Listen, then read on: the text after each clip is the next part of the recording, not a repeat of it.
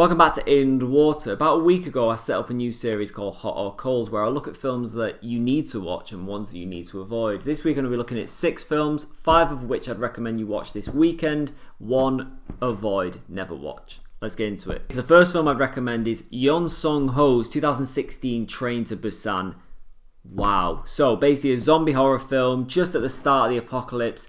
A man, Seok Wo, who's looking after his daughter Suan, decides to take her to Busan. That's where the title comes from, Train to Busan. And just as they get on the earliest train, a young woman jumps onto the train who is infected with the zombie disease. She attacks the train and eventually the whole thing goes down. And it is brilliant. It's a fantastic, fast-paced zombie action film. Great emotional heart. You have to watch it. If this is the first film you watch this weekend, if you've never seen Train to Busan, watch it. Don't watch the dubbed version, like I say with every single foreign language film. Do not watch the dubbed version. Watch the original version in Korean. It's fantastic. Scary, funny in parts, though I don't know if it actually intends to be. Emotional, like I said, and really, really good gory fun. Train to Busan. Okay, just quickly, I can't believe I'm recommending this film. It's the 1998 film, The Faculty, directed by Robert Rodriguez and written by Kevin Williamson, who obviously wrote the Scream films. Now, this is a film who I've seen years ago and always thought it was quite good, but always found something wrong with it. Rewatched it recently.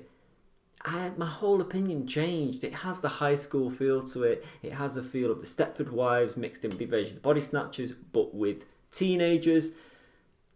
I actually really like this film. I think it's a really good date movie. I think it's a really easy popcorn film. Even though it has Josh Hartnett in, a character or an actor who I really don't like. I just don't appreciate him anyway. He's a good looking man, don't get me wrong. He's a good looking man. But he isn't annoying enough in it for me to really hate The Faculty.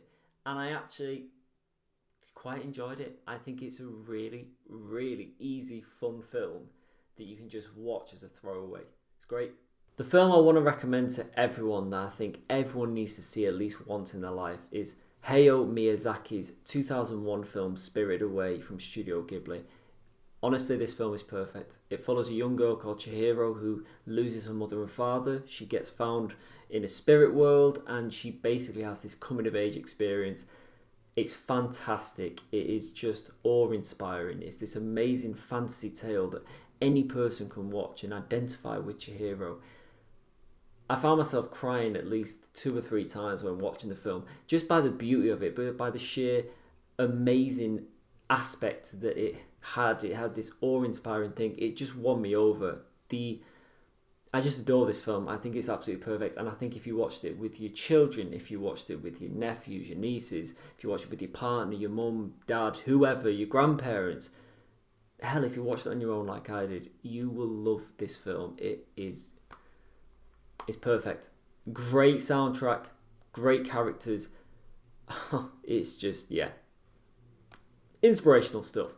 Another film recommendation, another zombie film. This time it's 2004's Dawn of the Dead, directed by Zack Snyder in his directorial debut.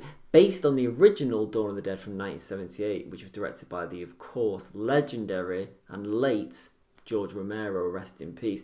Dawn of the Dead is actually a really, really good film. Unlike Faculty, this isn't really a throwaway. This really does work. In some ways, it might actually be Zack Snyder's best film. And I don't know whether that's because it's based on the original and it's not his own source material. I'm not sure. Of course, I know he's done DC films that aren't his own source material, but there's something about Dawn of the Dead that really works. Either that's because Sarah Polley and Ving Rhames are really good in the film and they excel. I'm not sure, but something really works about this film. It's gory in all the right ways, funny, dickish. You have characters in there who you want to die. It has the perfect hallmarks of a slasher zombie film. I think it's actually really good. And again, another good date film, especially if you're watching it with a girl or a lad who's a little bit squeamish. You know what I mean? Really like this one. And the only problem I have with Dawn of the Dead, and the only problem I have with a lot of modern day zombie films, is that the zombies can run. I much prefer a zombie that's slow. There's something far more menacing about something chasing me that's slow, but is always there, that will never leave me. Something about the zombie that's sprinting, I don't know, it takes away. It feels like it's a rapid death, whereas with a slow zombie, There's something more torturous about that. Dawn of the Dead, 2004, watch it. Watch the original as well, that's brilliant too, and then compare if you're as sad as me. Okay, so the final film I would recommend you watch this week is The Magnificent Seven from 1960, directed by John Sturges, based on the 1954 film The Seven Samurai. This one's set in the West, about a group of villagers that are just completely harassed by bandits led by Eli Wallach, and they sort out 7 people who can help them.